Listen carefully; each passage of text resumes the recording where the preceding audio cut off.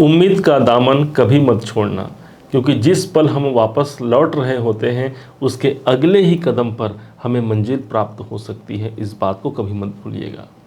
आज नवंबर का महीना प्रारंभ हो गया। कैसे इसी नवंबर के महीने में माँ लक्ष्मी जो धन की अधिष्ठात्री देवी मानी जाती हैं, इनकी कृपा हम पर क्या पड़ने वाली है, कैसे हमें आर्थिक लाभ और विशेष तौर पर हमारे कैरियर का साम्राज्य हमें मिल सकता है, इसी बात को जानने के लिए आप और हम यहाँ पर एकत्रित हुए हैं। समझने का प्रयास करते हैं कि आपके अपने वृश्चिक राशि के अनुसार आपको कौन कौन सी सफलताएं मिलने वाली हैं, साथ ही साथ वो कौन सी तारीखें होंगी जिन तारीखों में आपको सफलता, उन्नति और श्रेष्ठ कार्य करने का अवसर प्राप्त होगा। सबसे पहले बात करेंगे आपके जो भाग्य के स्वामी बनते हैं देवगुरु बृहस्पति। सभी के जीवन में यदि कोई भाग्य के कारक माने गए हैं वही हमारे बृहस्पति देवता हैं, और यही बृहस्पति देव ठीक आपके छठे भाव पर इनका गोचर है। विशेष बात आप ये भी समझिए कि इसी समय पर ये देवगुरु बृहस्पति जो आपके पंचमें से प्रबल योग कारक ग्रहों में इनकी गिनती की जाती है, गुरु राहु के चांडाल योग से मुक्ति भी इस समय पर हमें प्राप्त हो सकती है। सबसे बड़ा एडवांटेज इसका यही होगा कि जो लोग नौकरी पेशा हैं, नौकरी के क्षेत्र में यदि उन्हें बाधाओं का सामना करना पड़ रहा था, तो ये समझिए एक भाग्य का समावेश हमारे जीवन पर लक्षित होते हुए वो देख सकते हैं। जो लोग विदेशों से जुड़ा हुआ कार्य करते हैं या अपने नौकरी को विदेशों तक पहुंचाना चाहते हैं, अपने कार्य क्षेत्र को यदि जो लोग ऑनलाइन भी करते होंगे, उन सबके लिए ये देवगुरु बृहस्पति का चांडाल योग से मुक्त होना आपके लिए शुभता प्रदान करने वाला होगा। पंचमाधिपति होने के कारण संतान से जुड़े हुए चिंताओं की मुक्ति भी इस समय पर होती है।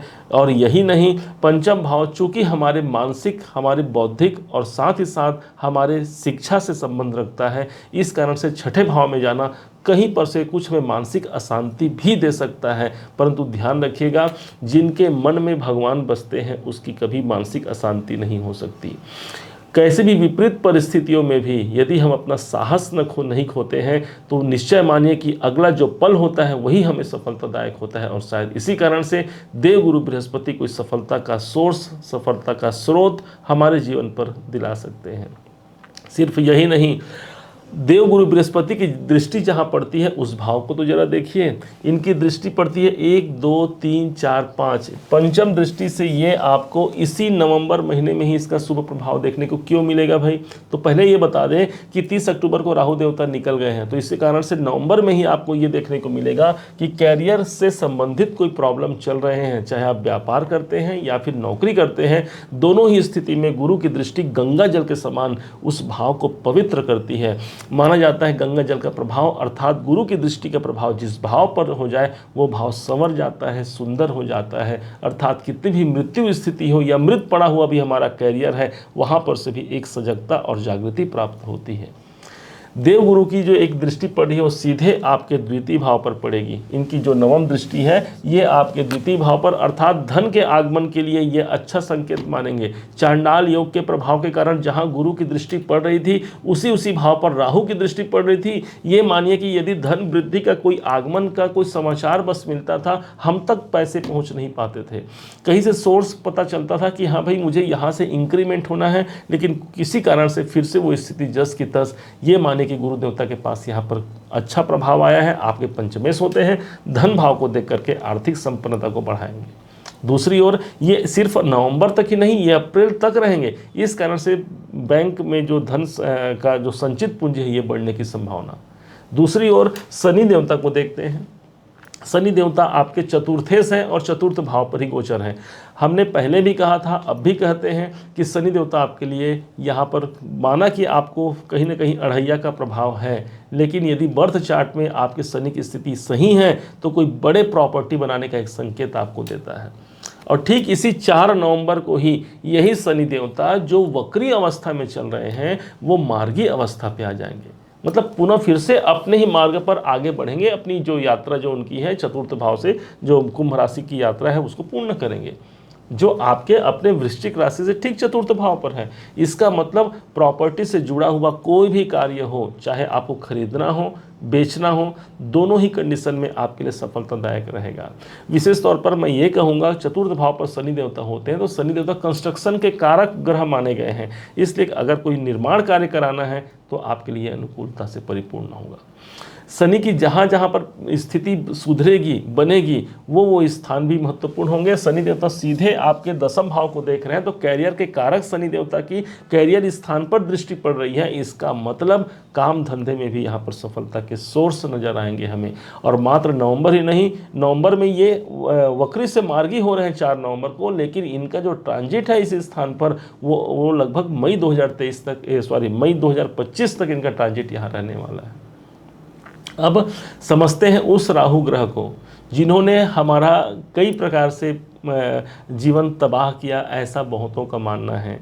राहु देवता आपके अभी तक छठे भाव पर थे और हमने एक वीडियो बनाया था राहु के विषय में, उसको आप देखिएगा जा करके इस वीडियो के बाद में, कि उसी राहु की स्थिति जैसे भी हो, जहाँ पर भी राहु अगर विराजमान है, कैसे हम उस राहु से लाभ ले सकते हैं हमने बताया था। और आने वाले वीडियो में उसका जिक्र भी हम करेंगे कि राहु से, हमने इसके पहले वीडियो में बताया था कि कैसे उसके प्रभाव के क्या प्रभाव हमारे जीवन पर अब पॉजिटिव पड़ेंगे, लेकिन अब आप जान पाएंगे जो अगला वीडियो जो होगा जिसमें राहु के हम सकारात्मक परिणामों कैसे अपने जीवन पर ले पाए।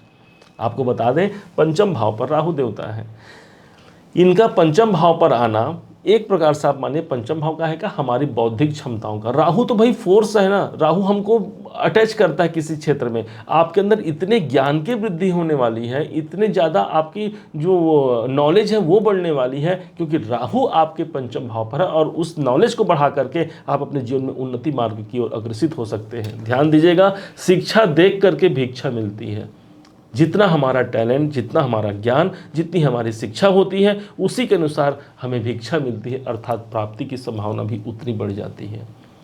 सबसे जो महत्वपूर्ण बात तो ये होगी कि जब सूर्य, मंगल, बुध तीनों का प्रभाव पुनः फिर से आपके लग्न पर उपस्थित हो जाएगा तो लग्न आपकी जागृति अवस्था में 16 नवंबर से आ जाएंगे। सूर्य स्वयं एक राजा है, तो जब लग्न पे आ जाए तो क्या बोलते हैं, राजा जहाँ पर जाता है वो स्थान राजा के समान हो जाता है। अर्थात आप स्वयं इस समय पर अपने आप को एक शासक की भांति मानेंगे और माना जाता है जैसा हम सोच करके अपने आप को मानेंगे वैसा ही हम कार्य कर पाते हैं और अपने जीवन को उन्नति मार्ग पर ले जा पाते हैं। सूर्य की स्थिति यहाँ पर आपके लिए तो बहुत अनुकूल रहेगी।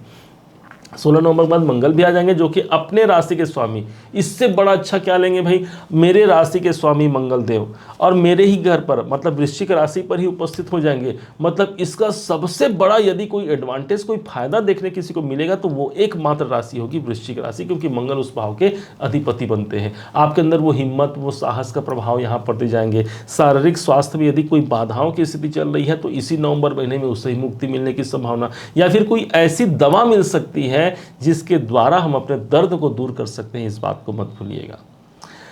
अब इसी नवंबर के महीने में दिवाली का समय चल रहा है। आपने देखा कितने सारे ग्रहों का ऑफर आपको दिख रहा होगा कि सभी ग्रह लगभग परिवर्तन हो रहे हैं, लेकिन अब सिर्फ हम पैसों की बात कर लेते हैं भाई कि धन की स्थिति क्या है भाई। तो धनेश आपके कौन बन गए, गुरु देवता बन गए और गुरु देवता छठे भाव में है और धन पर दृष्टि, तो हमने पहले ही कहा धन संबंधी कार्य के लिए आपके अनुकूलता से परिपूर्ण होगा। और धन के कारक कौन हो गए, शुक्राचार्य जी महाराज हो गए। पूरे इस नवंबर में कहाँ रहेंगे, पूरे इस नवंबर के महीने में ये 3 नवंबर से लेकर के 29 नवंबर तक आपके दसम भाव पर को छोड़ करके ये सीधे आपके इनकम भाव पर चले जाएंगे। इससे बड़ा कॉम्बिनेशन नहीं हो सकता, ध्यान दीजिएगा। मतलब धन लाभ के जो स्वामी, धन के कारक जो माने गए हैं शुक्र, और ये स्वयं अपने मित्र की राशि पर चले जाए, आपके इनकम भाव पर चले जाए तो इनकम दिलाएंगे कि नहीं दिलाएंगे, आप स्वयं विचार कीजिए। ये एकादश भाव जो होता है हमारे पराक्रम का होता है, पराक्रम को बढ़ाएंगे। साथ ही साथ एकादश भाव हमारी इच्छाओं की पूर्ति का होता है, उसको पूर्ण करेंगे। कोई भी लाभ, कोई भी डिज़ायर, कोई भी गेंस जो हम प्राप्त करना चाहते हैं वो एकादश भाव है, और शुक्र जब यहाँ पर पहुँच जाएंगे उस कार्य को भी पूर्णता की ओर अग्रसित करेंगे। इस समय पर लाभ देख लीजिएगा, लाभ मिलने की संभावना बढ़ जाती है। यदि कहीं से में प्राप्त होना था, नहीं हो पाते हैं, तो यहाँ पर आप ये समझिए कि कोई विशेष कृपा भगवान की है। हाँ, थोड़ा सा सतर्कता इसलिए भी रखना पड़ेगा क्योंकि ये शुक्रदेव आपके सप्तम में है, सप्तमेश बनते हैं। सप्तमेश की स्थिति जब लाभ भाव पर बनती है तो क्या बोलेंगे, ये इसका समाधान ये होगा या इसका प्रभाव ये होगा कि अपने व्यापार से मुझे धन की प्राप्ति, अपने कैरियर से मुझे धन की प्राप्ति, क्योंकि कोई दसम भाव से दसम भाव है तो सप्तम भाव ही आपका कैरियर हो गया। अब सप्तम भाव कौन सा है, तो हमारे दाम्पत्य जीवन का भी होता है, तो अपने जीवन साथी या जीवन संगिनी के द्वारा भी आपको लाभ और कोई इनकम यहाँ पर प्राप्त हो सकता है। इस बात को स्वतः ध्यान दीजिएगा।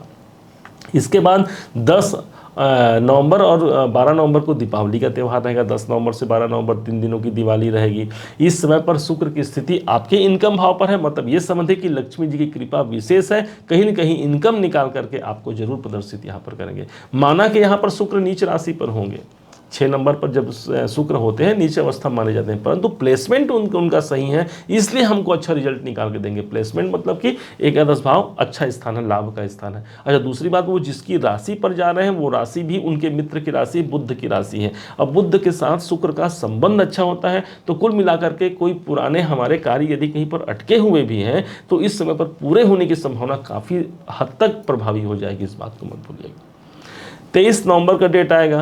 23 नवंबर को ही वो तारीख होगा जिस दिन देव उठनी एकादशी हो जाएगा, मतलब देवता जो योग निद्रा में जो शयन कर रहे थे वो अब उठ जाएंगे। अर्थात जितने मांगलिक कार्य जो 16 संस्कार हमारे शास्त्रों में बताए गए हैं, जैसे विवाह हुआ, मुंडन हुआ, उपनयन संस्कार हुआ, गृह आरंभ का कार्य हो गया, इत्यादि जितने भी कार्य हैं उन सब कार्यों में यहाँ पर सफलता और वहाँ पर एक मुहूर्त का खुल जाने का प्रभाव देखने को मिलेगा जो अनुकूल रहेगा। मतलब उस दिन से ही हमारे शादी बर बिहाव के जो समय होंगे वो सब आगे चल करके एक मुहूर्त निकल करके सामने आएगा जिसको हम लोग कर पाएंगे। अब वो तारीख हम समझने का प्रयास करते हैं जिस तारीख को हमें शुभ और अच्छे परिणाम प्राप्त होंगे, जिसमें से हमने प्रत्येक राशियों का निकाला था। आपके अपने वृश्चिक राशि के अनुसार ध्यान दीजिएगा, आपके अपने जो ग्रह बनते हैं, ये जो तारीखें बनती हैं वो होगा 9 नवंबर, 10, 14, 15, 18 और 19 नवंबर आपके लिए शुभ और कल्याणकारी तारीखें होंगी।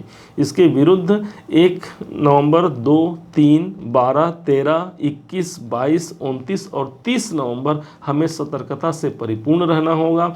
कोई विशेष यदि आवश्यक कार्य न हो तो टाल देना अच्छा होगा। यदि मान लीजिए आवश्यक है तो अपने इष्ट देवता की कृपा लेकर, गुरु संतों का आशीर्वाद लेकर के आप अपने जीवन में आगे बढ़ सकते हैं। ये दिवाली का जो समय होगा, ये जो नवंबर का महीना होगा, बहुत सारे परिवर्तन लेके आ रहे हैं।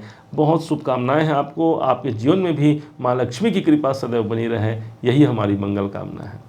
उम्मीद है आप सबने इसे समझा है, आप सबने इसे जाना है। यदि आपने इसे समझा है, जाना है, मेरे समझाने का प्रयास यदि आपको सार्थक लगा हो, मेरे समझाने का तरीका यदि आपको सार्थक लगा हो, तो हर बार की भांति इस बार भी अपना प्यार भरा लाइक और कमेंट करना मत भूलिएगा। और हाँ, यदि अभी तक आपने चैनल को सब्सक्राइब नहीं किया है, सब्सक्राइब भी कीजिएगा।